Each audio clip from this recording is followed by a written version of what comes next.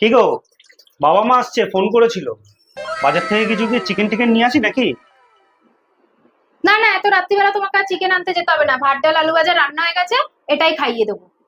এতদিন পর ওনারা আসছে, শুধু ভাত ডাল আলু ভাজা খাওয়াবে? আরে বয়স হয়ে গেছে, একটু বোঝো। ভাত ডাল আলু ভাজা খেলে শরীরটা ভালো থাকবে। ঠিক আছে। এতদিন পর আমার শ্বশুর শাশুড়ি আসছিল, ভাবলাম কিছু একটু ভালো মন্দ খাওয়াবো। ঠিক আছে, ভাত ডাল আলু ভাজাই খাই। কি আছে? আমার বাবা মা আসছে বলবে তো এতক্ষণ ধরে, তাহলে একটু মাটন নিয়ে আসো। মাটন কষা আর পোলাও বানাই। এত রাত হয়ে গেছে, তুমি মাটন কষার পোলাও খাওয়াবে এই গরমে? ভাত ডাল আলু ভাজাই করো। তাহলে একটু চিকেন এনে দাও, চিকেন আর ভাত করি। এই বয়সে এখন রাত্রিবেলা চিকেন খাওয়াটা ঠিক না, তুমি ভাত ডাল আর আলু ভাজাই করো। তাহলে একটু মাছ এনে দাও, একটু মাছের ঝোল আর ভাত করি। না, প্লেন ভাত ডাল আর আলু ভাজা, কোনো রিচ নেই। তাহলে একটু ডিম কষা তো করি। না না, একদম না, ভাত ডাল আলু ভাজাই করো। তো ভাল লাগে না ভাত ডাল আলু ভাজা।